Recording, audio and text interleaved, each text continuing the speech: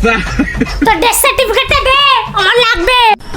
মা কি দেবো? আরে তুই যখন জন্ম নিয়েছিলিস তোর বাবা তখন এই ডেথ সার্টিফিকেটটা বার করে এনেছিল, তাড়াতাড়ি দে, আমার লাগবে।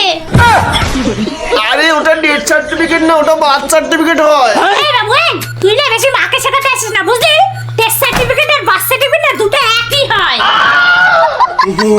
সেই তুমি ওকে বাঁচিয়ে রেখেছো কই? মেরে মেরে তো মেরেই ফেলে দিয়েছে। মা এত বড় বড় কথা না বলে তোর মাধ্যমিক ফেল সার্টিফিকেটটা দে। মাধ্যমিক ফেল সার্টিফিকেট? আমি তো পাস করেছিলাম মা। বাবু তুই চুপ কর, তুই না মাধ্যমিকে 175 পেয়েছিলি, ওটাকে পাস করা বলে না, ওটাকে ফেল করাই বলে। साला ये दुख का खत्म नहीं होता बे। আর এদিকে আমি তোর জন্য পাড়ার সবাইকে বলে রেখেছিলাম আমার ছেলে মাধ্যমিকে প্রত্যেকটা সাবজেক্টে লেটার পেয়েছে। তখন কি জানতাম এই 12 ভাতারি ফর্ম ছাড়বে? মানে 12 পাতার অন্নপূর্ণা ফর্মের কথা বলছিলাম। তুই এখন এখানে বসে আছিস, যা তোর কাগজপত্রগুলো বের কর, আর তোর দাদুর প্যান্টি কার্ডটাও বের কর।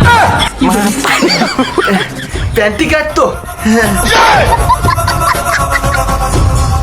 আর হ্যাঁ, মনে করে দাদুর কাছ থেকে বাড়ির দলিলটাও নিয়ে আসিস। 2000 years later. মা দাদু বলেছে বাড়ির দলিল কাউকে দিতে পারবে না। কি? দিতে পারবে না মানে? ওনার দলিল কি আমরা খেয়ে নেব?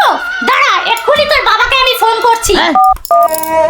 হ্যালো, এই দেখো তোমার বাবা ওই বুড়ো ঢ্যামনা কি বলে বাড়ির দলিল নাকি দিতে পারবে না। আমি বলে দিচ্ছি, আমি যদি অন্নপূর্ণা ভান্ডার না পাই তাহলে আমি এই বাড়ি ছেড়ে চলে যাব, বলে দিলুম। তাহলে আমার কি হবে মা?